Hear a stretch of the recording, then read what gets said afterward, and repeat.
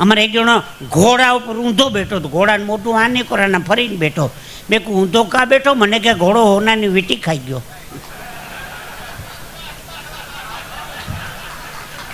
આ જોક નો સમજાય નહીં, ઘેરે હુઈ જાજો જઈને. હવે ઇન્ટેલિજન્ટ જોક છે. અમે ઓફિસમાં બેઠા હતા ને તો એક ભાઈ કહી ગયા મને કે ઇન્ટેલિજન્ટ જોક કરજો. ઇન્ટેલિજન્ટ જોક કહું. 4 બહેનો શાંતિથી બેઠા હતા. કોઈ દી બને? 4 બહેનો શાંતિથી બેઠા હતા. 5 વર્ષ પહેલા અમદાવાદમાં ચાઇનાના પ્રમુખ આવ્યા હતા. જિનપિંગ એમનું નામ હતું. અમદાવાદ 2 દી રોકાણા હતા. મારો મિત્ર મને કે ચાઇનાના પ્રમુખ આવ્યા, ઓરિજિનલ ક્યારે આવશે? ઓરિજિનલ જ આવ્યો છે આ. એને એમ કે ચાઇનાની ડુપ્લિકેટ આઈટમ જ આવતી હશે બધી એમ. માણસ હદ કરે છે અમુક અમુક તો. વંદન કરીએ આપણે.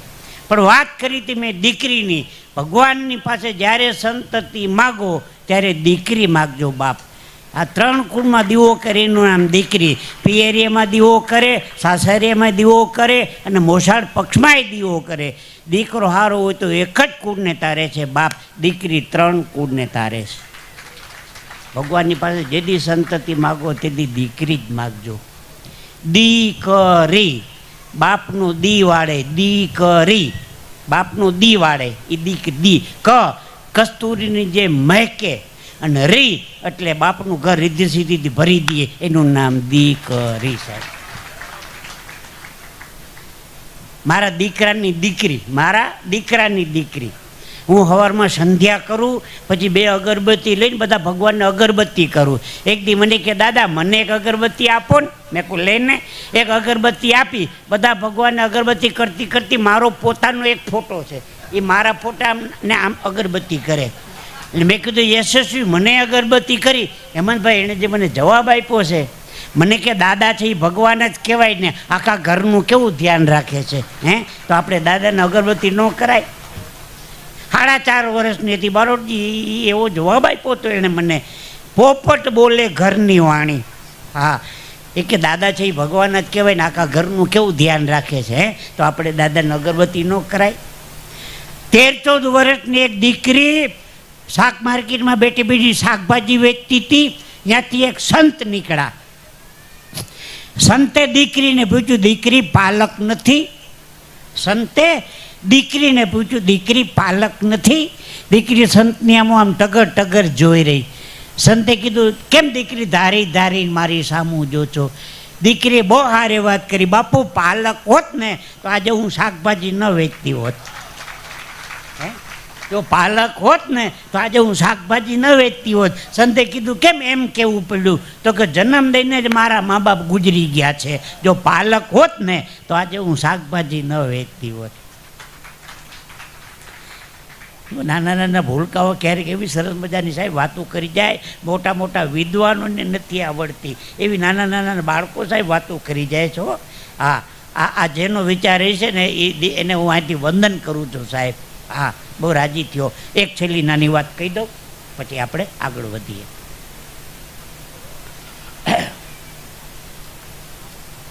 શું કે હાલો, હું હમણાં દવાખાને દાંત પડાવવા ગયો. ડૉક્ટર કે મોઢું ખોલો. મેં કીધું આ. હજી ખોલો. મેં કીધું આ. હજી ખોલો. મેં કીધું અંદર બેસીને પાડવો.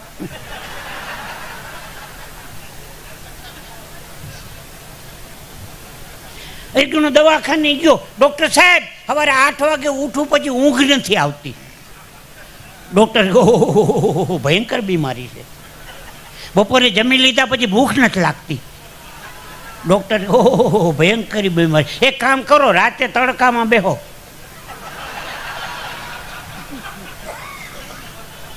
રાતે તડકામાં બેહો. આમ કોણ કોને ક્ષેત્રે એ ખબર નથી પડતી. માણસ સાહેબ એટલો બધો અઘરો થઈ ગયો છે. અમદાવાદમાં સિટી બસ સ્ટેન્ડમાં 2 જણા ઊભા હતા. તમારે કયા નંબરની બસમાં જાવ? તો કે 4 નંબરની. તમારે 8 નંબરની. એમાં 48 નંબરની બસ આવી. એ કે આપણે બેની ભેગી આવી ગઈ. 2 ચડી ગયા બુદ્ધિ વગરના. Ahmedabad Dubai, Bahrain, Africa, London અથવા તો દિલ્હી જવું હોય પ્લેનમાં બેસીને, ત્યારે એરપોર્ટમાં એન્ટ્રી કરીને આપણે એરપોર્ટમાં એટલે ઇંગ્લિશમાં એનાઉન્સમેન્ટ કરે, good morning ladies and gentleman, May I hair your attention please, those the passenger who are traveling British Airways flight number SG402, the request at your security gate number 2, thank you. ઇંગ્લિશમાં આટલું ગોખતા મને 15 દી લાગ્યા. તમને એમ કે આ ભણેલો હોય છે નહીં. પ્લેનમાં બેસી જાય ને અંદર, પછી ઓલી એર હોસ્ટેસ ને બધી દીકરીઓ એ આપણે સમજાવે, કૃપયા ધ્યાન દે, એવું મીઠું મીઠું બોલે, કૃપયા ધ્યાન દે. અઠવાડિયું સાંભળીએ તો ડાયાબિટીસ થઈ જાય.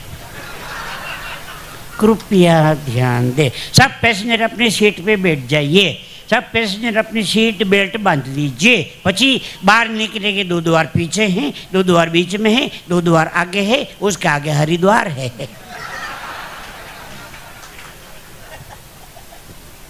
પછી હરિદ્વાર જ આવે ને દાંતો કાઢો. અમદાવાદના કાલુપુરના રેલવે સ્ટેશનમાં ઊભા રહીજો, પછી મને યાદ કરજો. આખા ગુજરાતનું મોટા મોટું રેલવે સ્ટેશન કાલુપુર, 12 પ્લેટફોર્મ છે. એનું એલિમેન્ટ સાંભળજો, કૃપયા ધ્યાન દે. મારી બાજુમાં એક દાદા હતા, મને શું દેવાનું કહે? મેં કોઈ આઈટમ થાનો મુનો રે ધ્યાન દેવાનું કહે. कृपया ध्यान दे. बम्बई से चलकर ओखा जाने वाला 19005 डाउन सौराष्ट्र मेल 1 मिनट के प्लेटफॉर्म पे आने की तैयारी में है. अहमदाबाद से बम्बई जाने वाले कर्णावती 4 नंबर के प्लेटफॉर्म 4:55 में छूटेगी. पानी वाले सभी बीतती राजधानी में पानी भरे. અમદાવાદના ગીતા મદીના બસ સ્ટેન્ડમાં ઊભા રહેજો. ઓલું જૂનું હો, આ નવું બન્યું એ નહીં, જૂનું.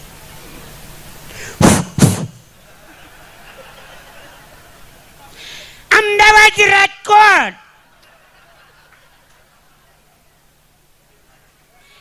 ઓયા બગોદરા લીમડી ચોટીલા આવશે તો ઉપડશે.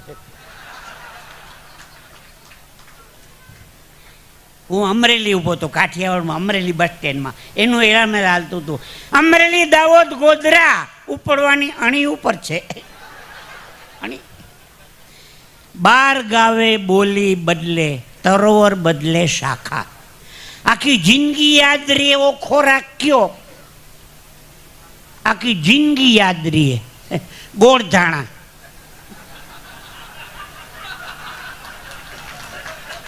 ખાધા હશે એને ખબર પડશે, નહીં ખાધા હોય ને પછી ખબર પડશે. હું હમણાં બ્રશ કરતો તો તે ધાણાનો ભૂકો નીકળો એ વખતનો. છોકરાની હગાઈ પાકી થઈ ગઈ હતી, ગોળ ધાણા ખવાઈ ગયા હતા, એમાં ડોહીમાં પડખેથી નીકળ્યા કંકુમાં. એટલે છોકરાને મેં કીધું, કંકુમાં આવો હરખની ચા પીતા જાઓ. શેનો હરખ છે? તો કે મોટાનું પાકું થઈ ગયું. કયો ઓલો વાય આવે ઈ? મહેમાન સાંભળી ગયા એ કે ઘેરે જઈને જવાબ દેવું. ઓલો હજી રખડે છે એમને એમ. ડોહી સાની મુની કે વહી ગયો તો હું વાંધો હતો. શબ્દ સંભાળ કર બોલીએ, શબ્દ સંભાળ કર બોલીએ, શબ્દ કો હાથ નહીં પાઉં. એક શબ્દ હે ઔષધિ, એક શબ્દ હે ઘાવ. ભારત દેશની સાહેબ તાકાત છે કે શબ્દ એક શોધો આખી સંહિતા નીકળે. શબ્દ એક શોધો આખી સંહિતા નીકળે, અને કૂવો એક ખોદો આખી સરિતા નીકળે. અજબ તાસીદ ભારત ભૂમિની સાહેબ, જ્યાં મહાભારત વાવો ને ગીતા નીકળે. હજી પણ ધબકે છે લક્ષ્મણની રેખા, કે રાવણ પણ હજી અહીંયાથી બીતા બીતા નીકળે છે. રાજા જનક જેવા આવીને ધરતીમાં તે હળ હાંકે, હજી આ ધરતીમાંથી સીતાજી નીકળે. અને પદ્મશ્રી કવિ દાદ લખે છે કે હાવ હોય અજાણ્યું સહે. હું વડનગરમાં પણ એક પણ વ્યક્તિને ઓળખતો નથી. હાવ અજાણ્યું હોય સખી વાણી બોલ કે જગ અપનો કરી લે. એવા ભાવનાબેન નાયકને વિનંતી કરી, બેનબા પધારો. ભોળાનાથનું આંગણું છે, મસ્તીનો એવો ઓડિયન્સ મળ્યું છે સાંભળવા માટે. રાગ, તાળ, સૂર, શબ્દ અને સમય બધાને આમ સાંભળી શકે એવું ઓડિયન્સ મળ્યું છે, સમજી શકે એવું. ત્યારે ભાવનાબેનને વિનંતી કરી, બેનબા પધારો અને મોજ આવે એવા 1 2 3 4 5 6 7 8. મેં કહું જે દેવાનું નક્કી કર્યું એના કરતાં 100 રૂપિયા ઓછા આપજો. મને હોજ નક્કી કર્યા હતા, આવી જાઓ આવી જાઓ.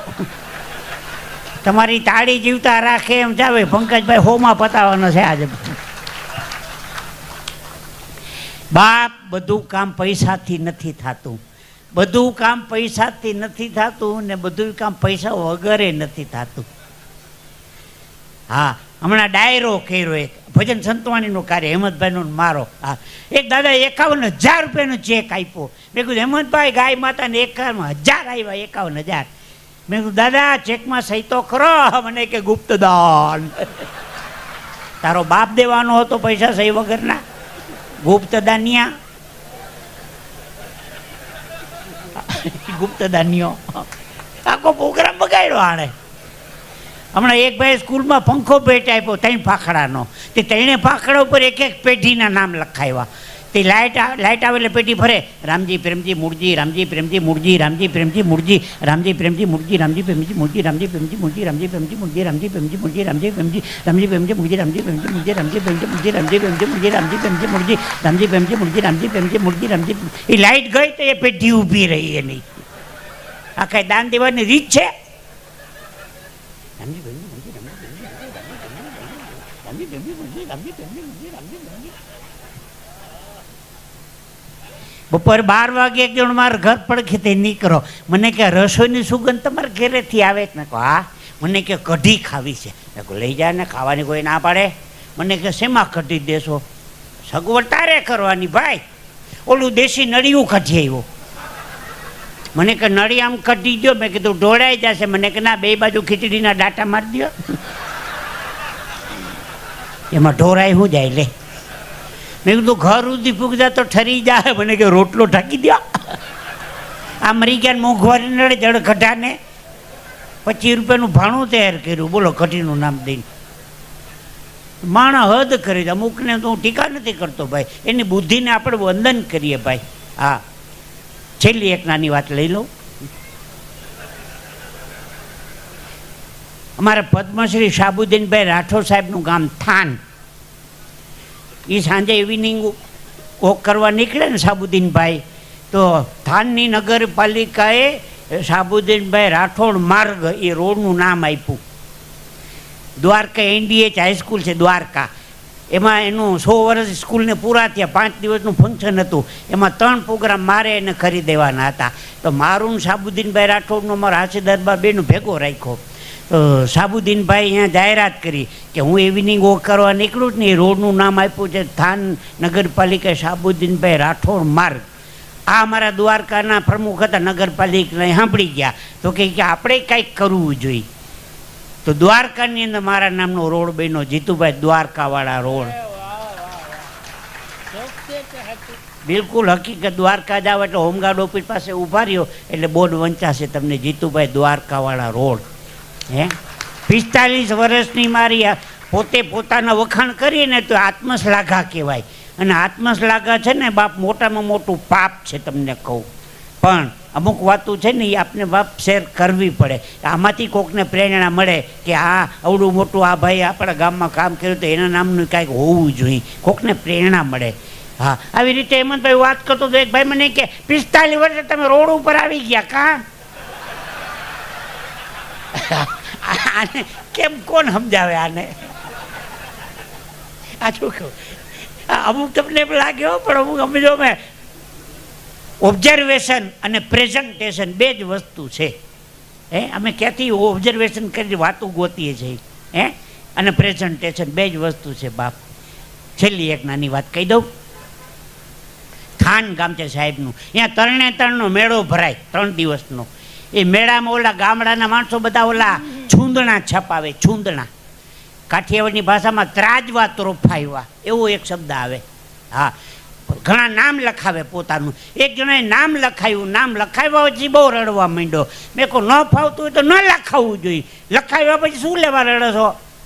મને કે લખાવવાનું હતું કેટરીના, આને લખી નાખ્યું કૂતરીના. હવે આખો દી અમારે આમ જ ફરવાનું ને હવે આમ